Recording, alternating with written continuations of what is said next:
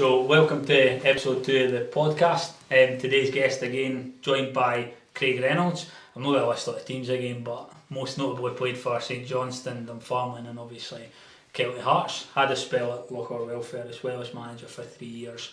And 123 goals for Kelty Hearts. That's kind of the thing that you check that I put in every time. Put that every week, put that in the eye. As you do as a right back as well. There you go, the looks are deceiving me. What was your favourite? What was your favourite? The goal? Favourite goal? It's going to be the semi-final goal at, in the Scottish Cup semi-final at Livingston against Petershill. Just YouTube it, it's on there.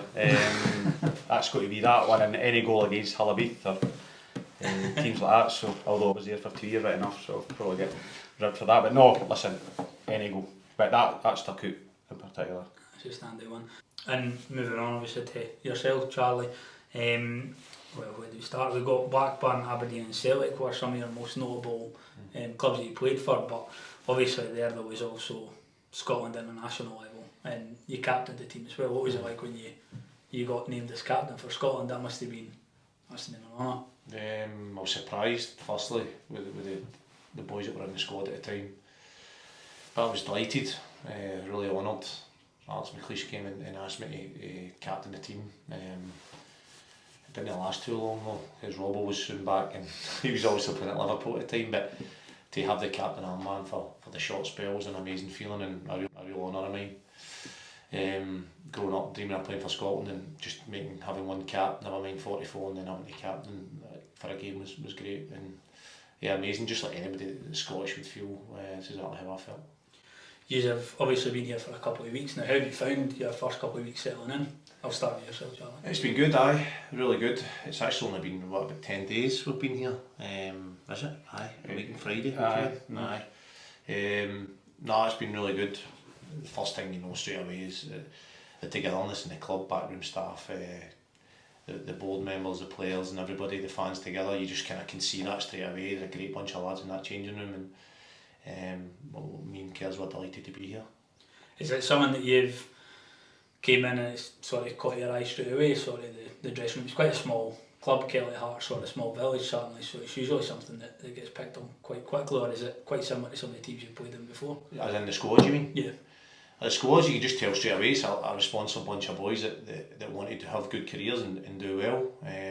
Very coachable lads that want direction and how they play.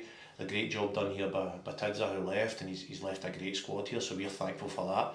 And we just want to add our wee bit to it and progress the way the club's progressing. But straight away, again, I'll say there's a great mixed experience and young lads in here.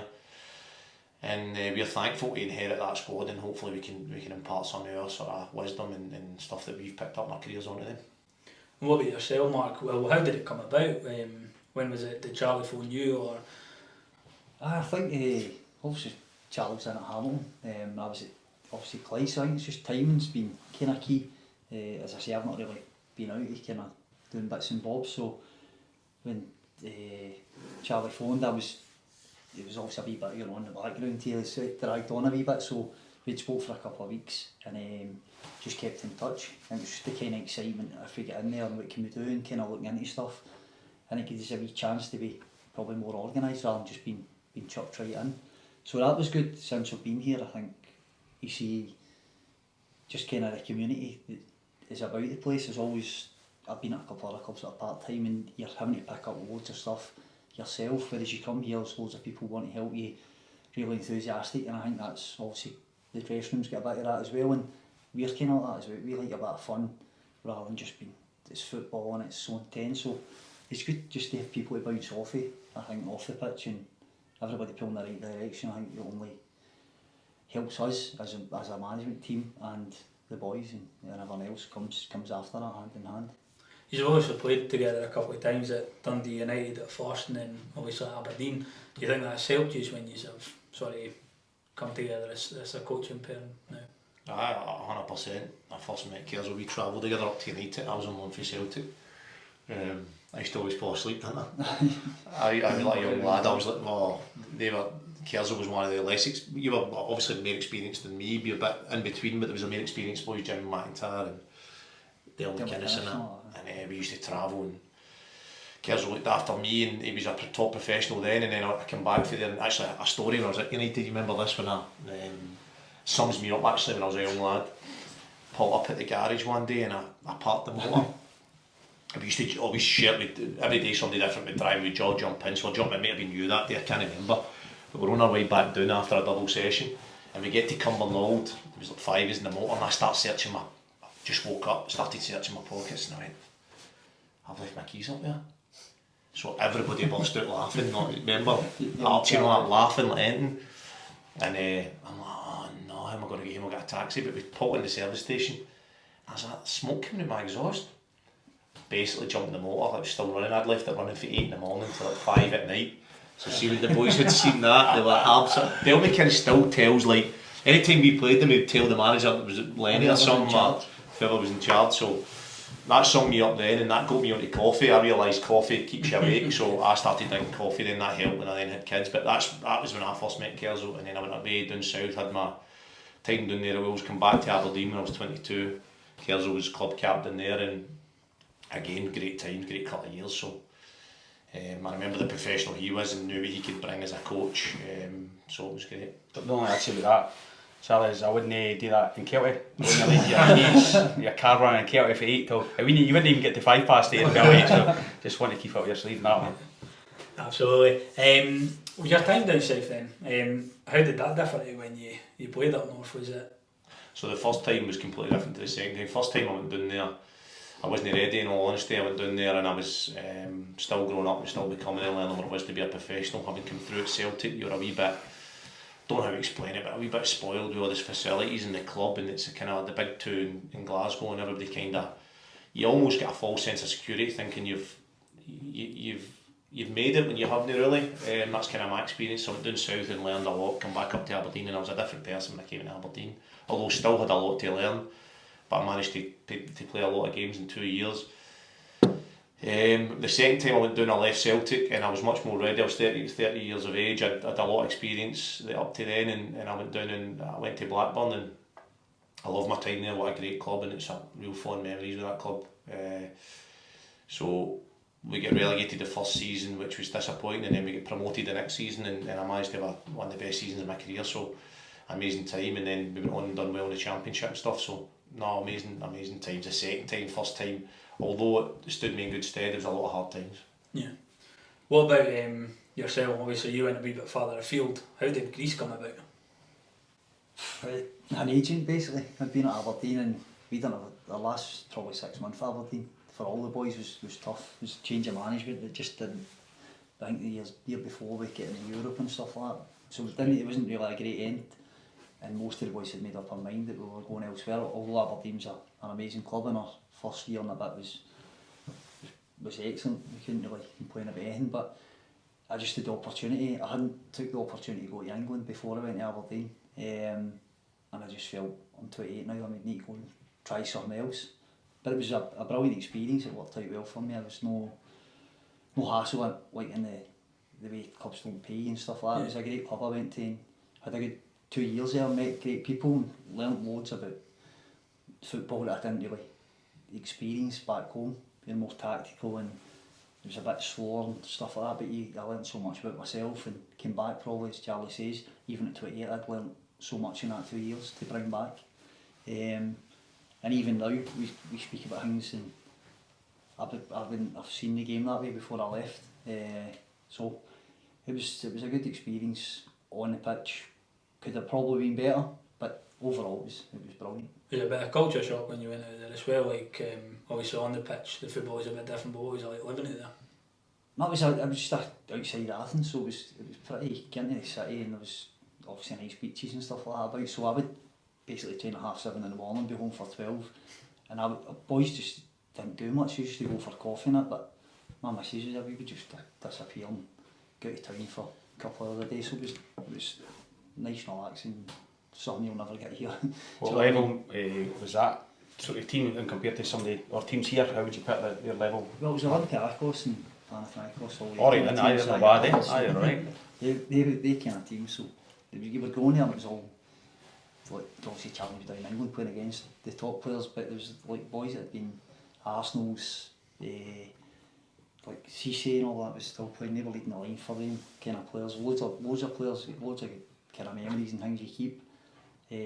So the standard was amazing. It took me maybe 3 months to even feel I was ready to go. But after that, it was brilliant. You know what I mean? That was just constant kind of working on yourself. I think that's why I developed so much being over there.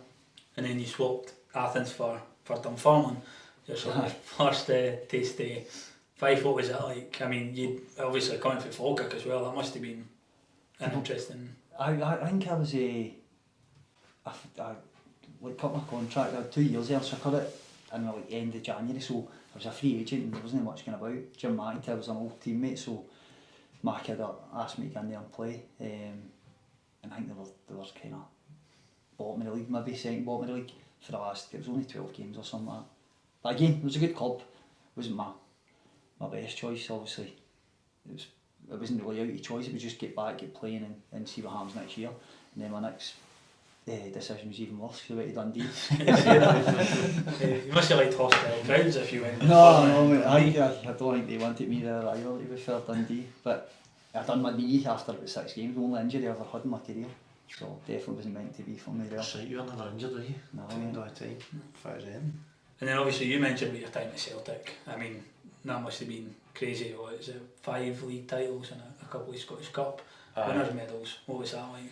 It was brilliant. Again, didn't start great, but obviously growing up as a young boy in Glasgow, it was my dream to play for Celtic, and having left them when I was 20-year-old, you just wonder if that opportunity will ever come again, and it came, and didn't start great, and then you eventually got a chance to play at Ibrox. So I went to see Neil Lennon on the Wednesday. I hadn't been in the team, rightly so, because I wasn't playing well, but I was starting to train well, find my feet. And I went to see Neil Lennon on the Wednesday, and I said, listen, I feel that game last night we played on the Tuesday, I could have affected it. I'm on the bench, I'm not just here to make up the numbers, I want to play.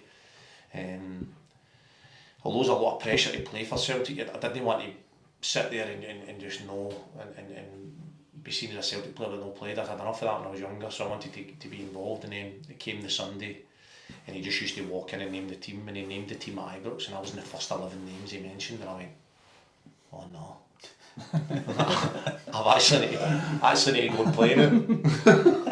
So he used to just say the 11 names. He used to say the whatever it is, 16, 17 names. So then you wouldn't know. You knew you were in the first 11. You were playing, didn't know where. So then somebody would write it up. So I was playing left mid at Ibrox. We won 2-0. Samurai scored 2.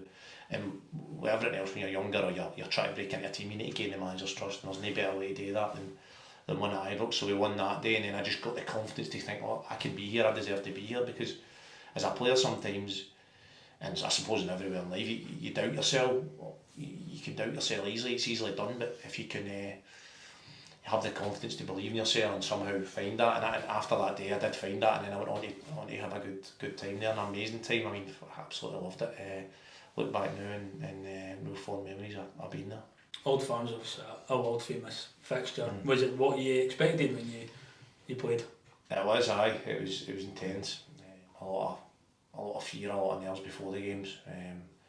Actually walking in the tunnel, you're like, is this actually happening to me? Because you've obviously grew up in Glasgow and you've watched these games, you're like, is this actually me that's coming out here? Like, it's just a weird feeling. But to win them is amazing. Doesn't matter how you win them. If you can get the win, then you're fine. If you lose them, then you just don't leave the house for about 3 days. That's it. That's the nature of it. But it's such highs and also massive lows. But amazing games to play in. That's what you sound like when you talk about Halabeef games. If you win, it's very similar, right? On just a smaller scale, But no, you laugh, but the rivalry with being so close, and as Charlie says, the feeling of beating them, and you do want to leave the house, or you can't go to the pub on a certain night. You're right, but then a few of us went over and played there, so we get some stick for that. Steph included, Marcel as well. So you've just got to take it on the chin. I can't really see Charlie playing in the blue half of Glasgow, to be honest. But obviously it's a massive fixture worldwide. So one I take quite a bit of interest in as well. When when you look back to your playing career and that, when did coaching sort of catch your eye? Is it something you always thought you'd stay involved in football, or was coaching something that just for me, I think it was around I was about 28, 29 when Ronnie Daniel was a manager at Celtic. Before that, I probably hadn't even gave it a thought. And And it was weird because we played with him at the same time, but there was no tactics at the early part of my career. There was never. No, that's what I mean. Tactics weren't even mentioned. There was nothing. I learned how to play. Aye, When I you went just- to Greece, it was more like just determination, win, and your ability. We spoke about going and playing left midfield at Ibrox, just getting chucked in there at the deep end basically, just it's a 4-4-2, going to play left wing. Left wing, and this isn't where people will be. This isn't positioning. This isn't nothing. What we doing? We're going to win, and that was it. So it was like it was weird. So then when Ronnie Dyer came in, he started talking a wee bit about it, and then you started to think about the game differently. When I was about that age, and then I really started to take it, and then properly started to see it, and then obviously for your early in career, you then start to remember situations you were in and how you could have been helped, and how things could be made easier in possession, out of possession, and then really started to take have a real passion on it. Is that when you sort of thought something I could see myself doing? Aye, so then just caught your interest. So then I was 30 and I left Celtic, and I thought, well, in the summer I'm not get a club, and before I went to Blackburn I just started doing, I done my B licence, and then I just started for there. Worked up, I started doing COVID, I started my A licence, and then on my pro now, and that's just the journey's just continued that way.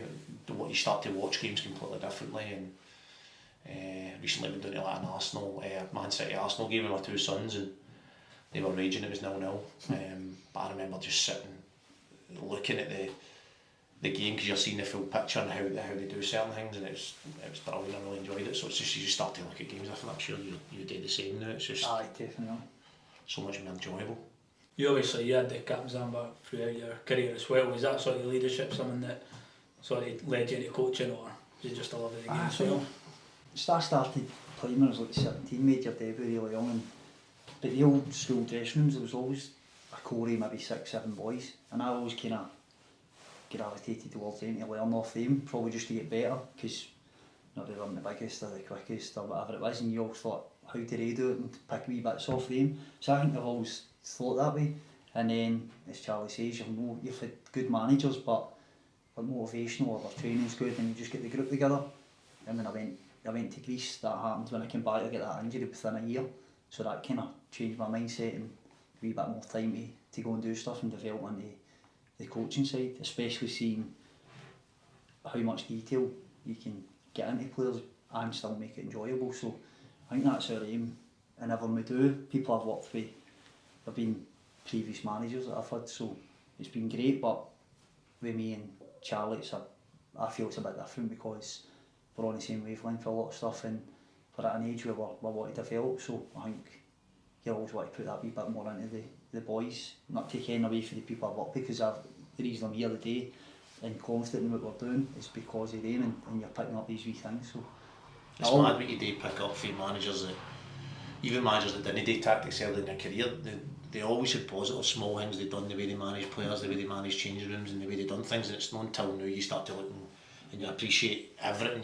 you were given. Some things you wouldn't take and some things you would take. So no, all these people have shaped who I am and who cares are our coaches and people, so it's thankful for that. What kind of, when you talk about that different characteristics of coaches that you guys have seen throughout your playing career, what is it you're sort of hoping to bring to Kelty? Have you thought about the type of managers or the type of approach you want to take? I think we've got to be authentic. I think you've got to take bits of ideas and bits and pieces, but I don't think you can copy and paste anything. I think you've got to, how do you feel? And that's a constant process of asking yourself, what do I see here, and what do I think can be helped here? Because football's moving constantly, and things need changed at times, and things need developed, and there might be something here when we walk in and it's already here, so there's no point in us trying to coach it. We're just, I think personally, be authentic. How are you as a person, and bring that? And I think for me that's the most important thing. I don't think there's a copy and paste way of doing it, and I think it's just, for me, it's being authentic. Obviously you take bits and pieces without trying to be that person or copy that person too much, but no, listen, I won't be kicking tactic balls like Neil Lennon. I don't think, I don't know. He used to go mental and kick sandwiches and all that. He was but I loved it. I loved the way he was. It was a good.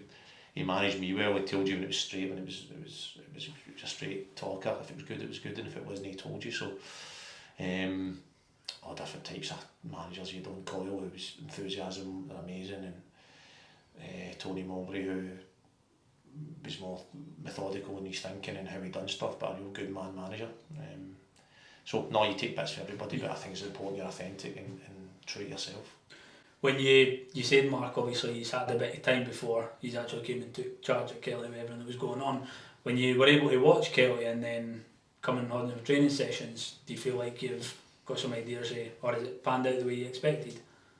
I think one thing, the energy in the groups, like the games we've seen obviously before, obviously go further in previous games before it was even mentioned, but Steny games on TV, I think the energy in the first 25 minutes for the boys is what we've seen, and I think that's not changed, and obviously it's a short period of time that week, but we want to just build on that, have a wee bit of structure to the way Charlie wants to play, and myself just a wee bit more kind of the way we think, like be authentic as Charlie's saying, and bring our stuff around, just say there's so much energy in that team, let's play forward and run a bit kind of, and see if we can come out on top. We'll just try to get a wee structure there that we get right, and the boys' energy then adds to that, and we think that if we do that, then obviously one or two boys might be coming in to help that as well, just add more goals, because the other side it's been pretty good so far. I think when you look at Kerr's amount of games that Kerr's was played and I've played, I don't know exactly what it adds up to, but his position being centre midfield and everything's run about him, me being centre back,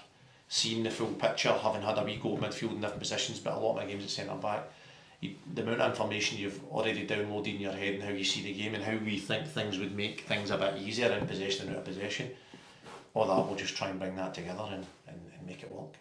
Postponements are usually a frustration because you don't want to see your games sort of piling up, but was a bit, not relieved, but is it a bit of a godsend that Saturday's game was off to give you a bit more time with the team? Or Aye, it is what it is. Once it's decided, it's decided. We were up for the game, we were geared up for it, we prepared for it, we were ready, but then when that decision gets made, there's nothing you can do. You can move on, and we had a practice match here, and it was that was really valuable practice match, and one that we're glad that we've had into the boys. We were buzzing driving away, because there was a couple of wee bits that we'd only had 2 nights, and then to give us that gives them not let us iron a few wee bits out, which is needed. But it's an ongoing process. It'll be constant. Every night when we train, we'll be getting that message across, as well as having fun and getting the fitness in.